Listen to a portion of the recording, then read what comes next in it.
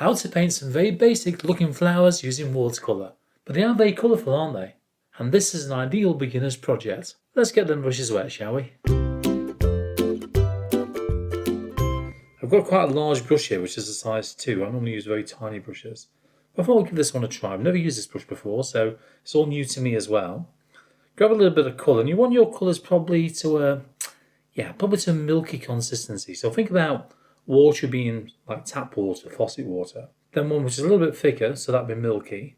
Then you got creamy, like single cream or cream you'll have in your coffee, something like that. Then you got thick. Okay, so you got those 4 sorts of consistencies there. So grab some red. Here we go. Simple flowers. Remember, it's not going to get complicated. We're not trying to do anything highly detailed or anything like that. Not compared to the work I normally do. Do 5 little spots like this, look. Get out of the way, you. 5 little spots. Like so. Rinse your brush out. Then get some clean water, or cleanish. Mine's not that clean at the moment. And away from the spot, just paint. Just paint sort of a petal shape. Put your head to one side, you'll be able to see where you've put that on the paper. And my water's a little bit on the pink side. And you can see what I mean. If I just tilt this a little bit like that. It's a bit of water on the paper there, as you can see. Then you connect it. Here we go. Oh, there we go. There, yeah, there. Just like that. That's it. Yeah. If you take some of that paint off the brush, they can move that around, that blob of water we've already got on there. As simple as that. And that's one petal already painted. If you wanted to, you can get another colour, say a bit of blue, anything will do, and put that in. Just change the colour a little bit in places if you want. Just add another dimension to it. There you go. There's one petal. Let's do the same with the other 4 now. Okay, and don't worry if one floods into the other like that. Because obviously petals do overlap, don't they? That's fine. And then we're going to get a different colour. Let's go for a little bit of yellow there. Just on screen. There you go, just see it. Small amount of yellow. Pop that in the middle. Like that. That'll mix in, so it's going to turn orange. That's fine. Something like that. Or you can wait for it to dry. Grab some green. This is olive green, by the way. It doesn't really matter what colours you use. It really doesn't. I'm going to create some basic leaf shapes as well. So you can just do a single kind of strike like that.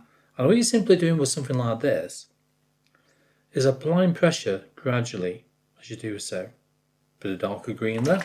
So just using the very tip of the brush, gradually increase the pressure as you pull away, like that.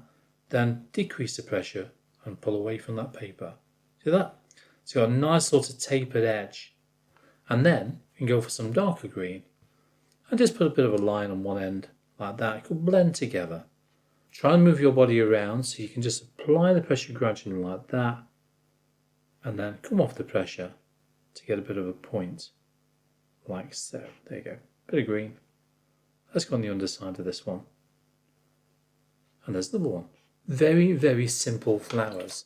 Now what you can do, add a bit of a stem. Probably a little bit more colour on the brush there, shall we? Just underneath like that, using the tip of the brush. Like so.